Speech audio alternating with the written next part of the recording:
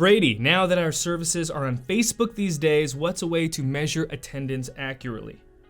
Do you have any tips for how churches can be taking attendance during this time? I am struggling with knowing the exact number of people who watched versus current views. Today, in this video, you'll learn how to reliably and accurately track attendance and engagement for online church. Plus, I've put together for you a downloadable spreadsheet template to make it easy and straightforward.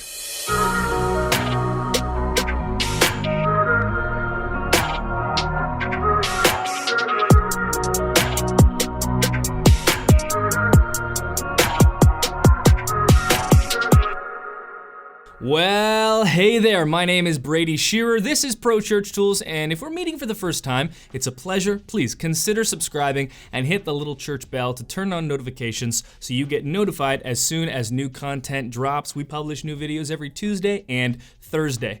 Tracking attendance of your in-person services is pretty straightforward, right? You just need to count the number of people that are sitting in the sanctuary. This, however, does not work online because one view, it might mean more than one person if a whole family is watching around the computer, but one view might also mean that a person watched your content for a minute or so and left and didn't stay for the duration of service. So how do we make sense of all of these numbers and metrics?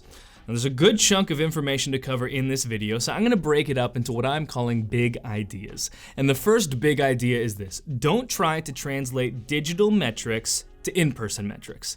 Okay? There's no reliable formula that is shown to prove that 8 online views, for instance, is the equivalent to 1 person attending a live gathering or anything like that. And even if there was a reliable formula for this, now that we're in the throes of church online during a global pandemic, the formula would need to be completely reworked and reset because our behaviors have all changed. So bottom line, just don't try to compare your digital attendance metrics to your online attendance metrics. There is no reliable or accurate way that I know of doing this.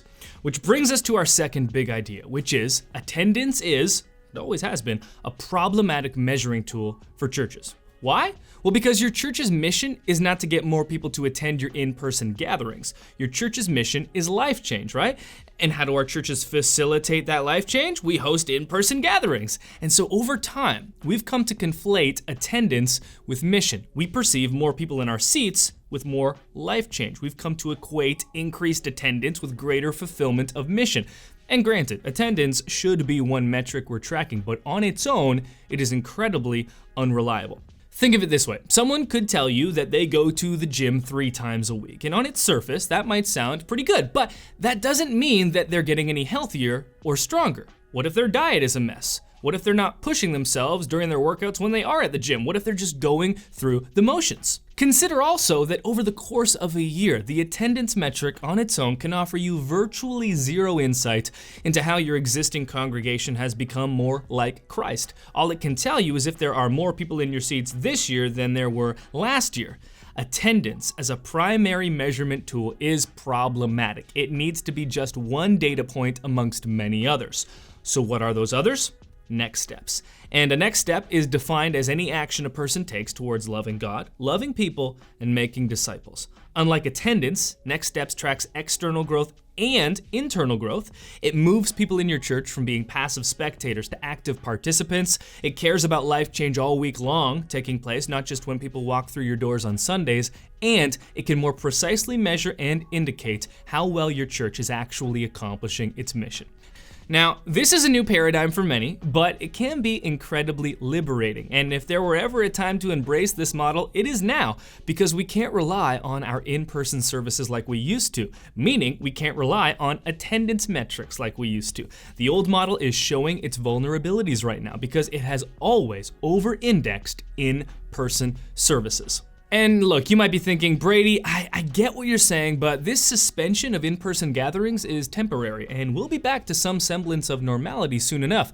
And you're probably right about that, but church attendance has been declining across the board continentally for essentially a decade now. Take a look at this graph from Barna. In 2010, weekly church attendance amongst all U.S. adults hovered around the 45% mark, and now that number is below 30%, which is a massive drop in just 10 years, especially when you consider the prolonged steadiness of church attendance prior to that.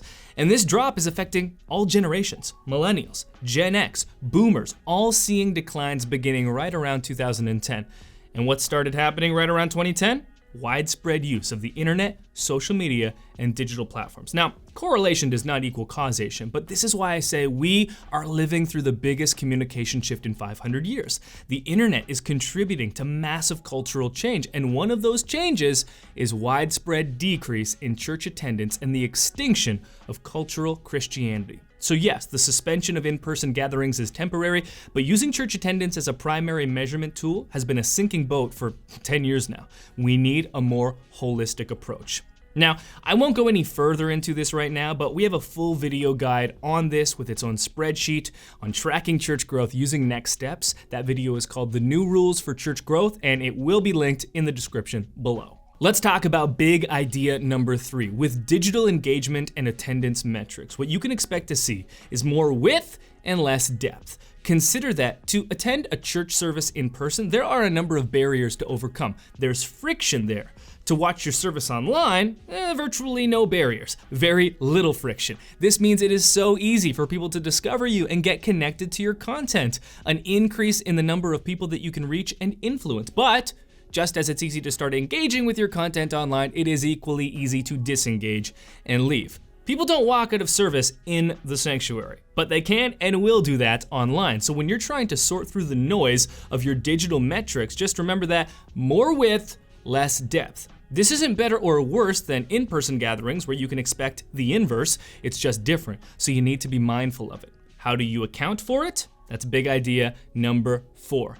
Map out your next steps ladder. Now, this is the part of the video that I'm most excited for because I know for many of you, this will be the framework that brings clarity and a way forward amongst all the confusion of digital platforms and their metrics.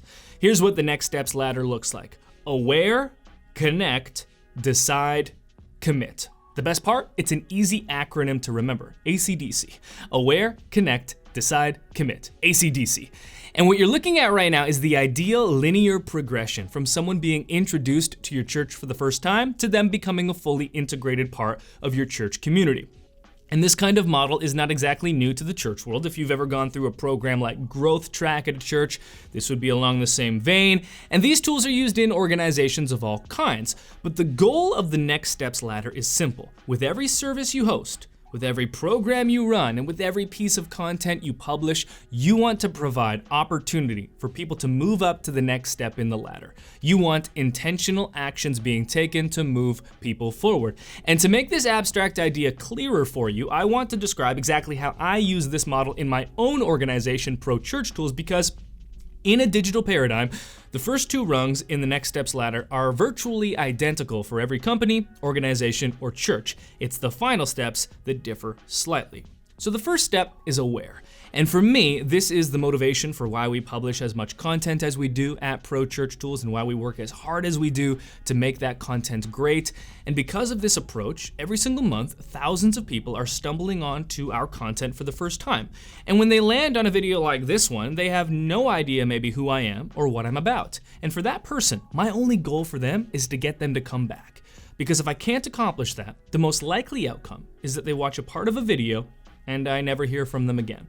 And that's why in every video, I ask viewers to subscribe and follow and turn on notifications. I'll often do the same thing on my Instagram posts because I want to get connected to them on social in some way so that the next time I publish a piece of content, they have the chance of seeing it again. So your church should be doing likewise in your digital content. Remember, the digital paradigm means more width, less depth. Just by nature of you publishing content online, the scope of your potential reach has likely increased dramatically. But if you're not intentional about keeping those people around, once they organically stumble upon you, your next steps ladder won't get very far because you'll be stalling out at the first rung. So in every single video and online service, I would recommend making the call to action, to follow, to subscribe, to turn on notifications because you want to maximize the rate of people discovering your content organically and then coming back. And really, the entire next steps ladder hinges on your ability to do this, so don't overlook it. Now, onto the second rung in the next step ladder. This is the connect stage. So for my organization, this is primarily our email list. Right now, there are 75,000 of you-ish on our email list. We prioritize it greatly, and it's really the lifeblood of our organization. But there are other actions that would fall onto this rung as well, like direct messages.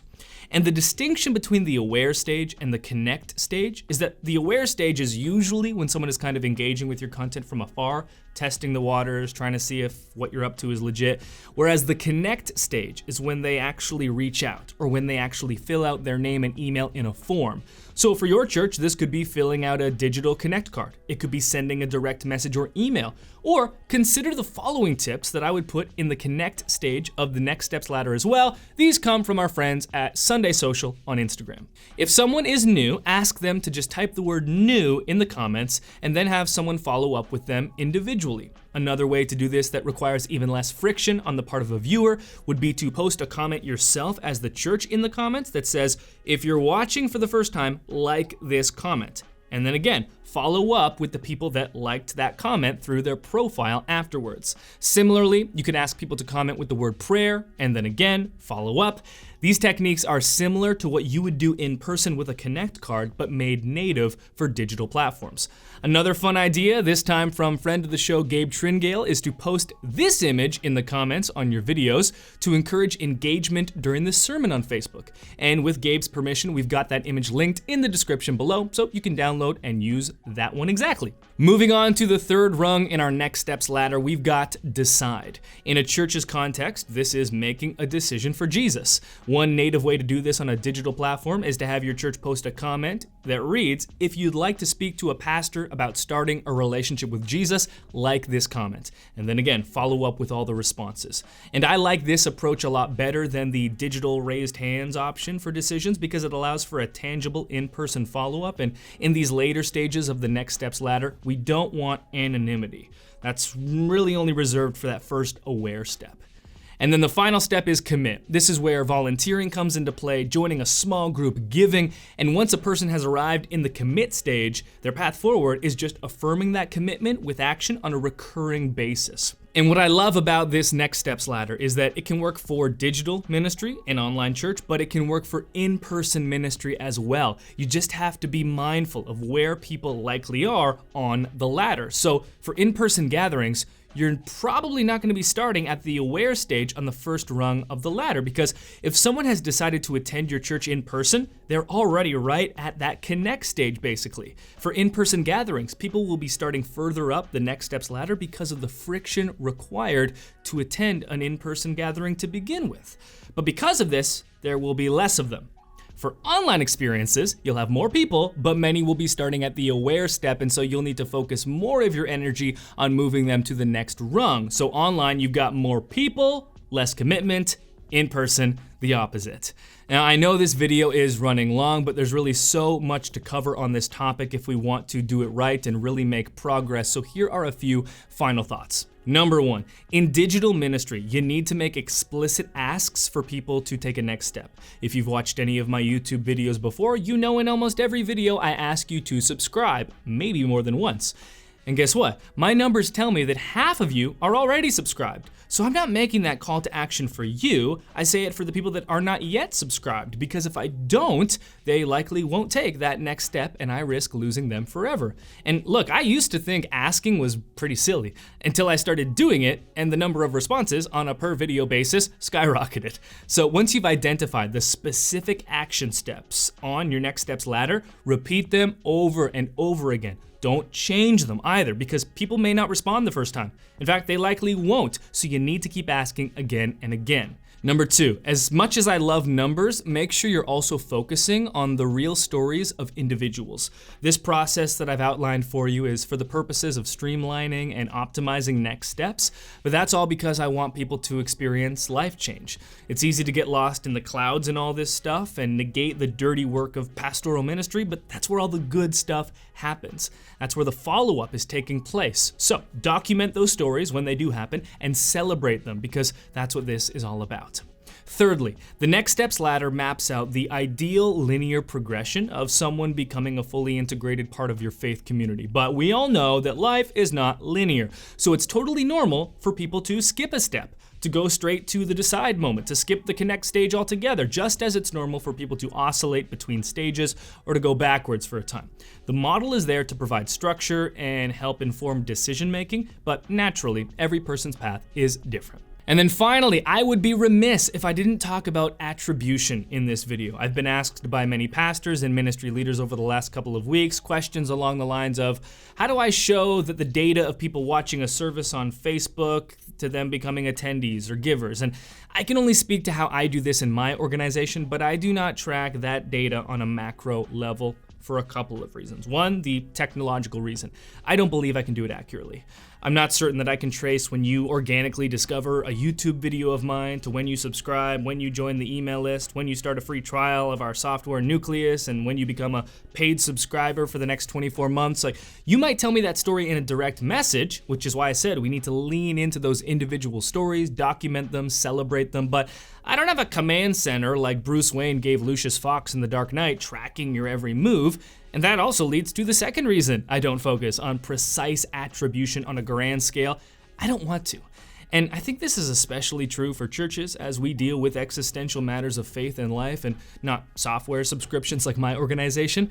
I know my next steps ladder very well. I lean into it. But there's a certain granular level of information and data that I'm not particularly interested in. And I don't think it would even help improve decision making or strategic choices anyway. Okay, so much that was covered in this video. A couple additional resources I have for you. First, a cheat sheet of actionable strategies that you can take in a Google Doc posted below. I know we talked a fair amount of philosophy in this video. This Google Doc strips all that away and contains only the tips and tricks we discussed for easy reference. And then a Google Sheet template for tracking watch metrics on different digital platforms for your services. Because while we can't translate digital attendance numbers to in-person numbers, digital platforms do give us a ton of really cool data.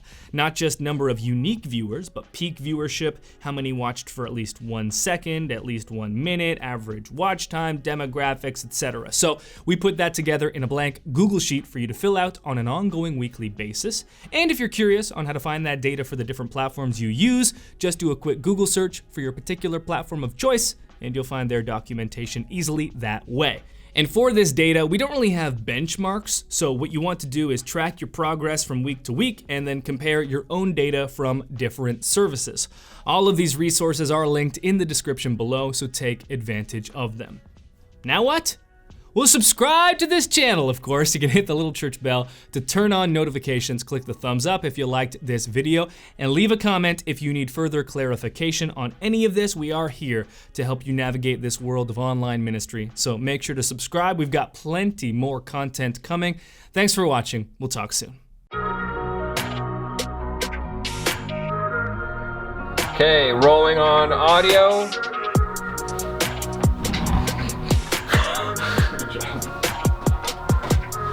Rolling camera 1.